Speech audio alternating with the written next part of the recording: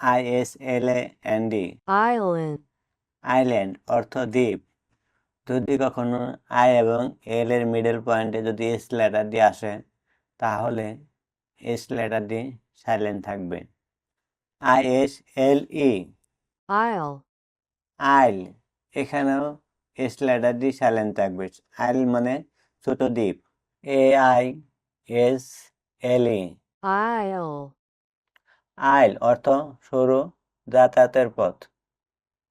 গ্রাম অঞ্চলে ক্ষেতের মাঝখান দিয়ে যাওয়ার পথকে আমরা বাতর বলি, এটাকেও আইল বলা যেতে পারে।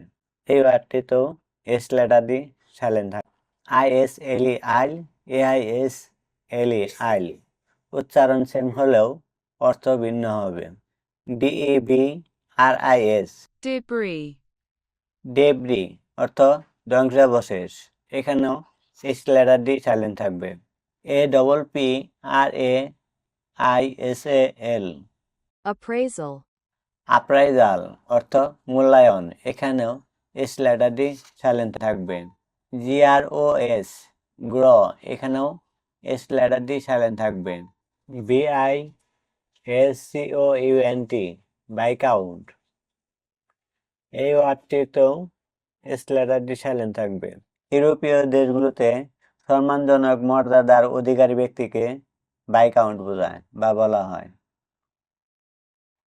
PATISSIER পার্টি শেয়ার, এখানে এস লেটার দিয়ে সাইলেন্ট থাকবে। এই ওয়ার্ডটির মিনিং হবে মিষ্টির প্রস্তুতকারক অথবা যারা মিষ্টি জাতীয় খাবার বানায়।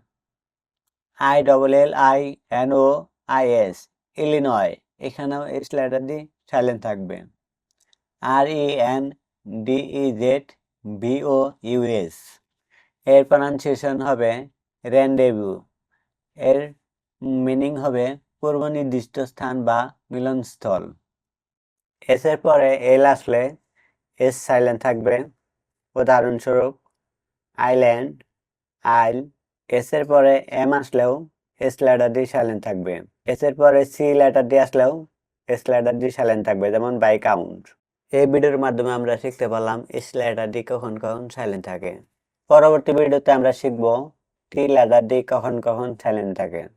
অনেক কষ্ট করে ভিডিওটি বানিয়েছি, আশা করি এই ভিডিওর মাধ্যমে আপনারা উপকৃত হলে চ্যানেলটি সাবস্ক্রাইব করবেন, লাইক করবেন এবং কমেন্টের মাধ্যমে জানাবেন আপনারা বুঝতে পারলেন কিনা।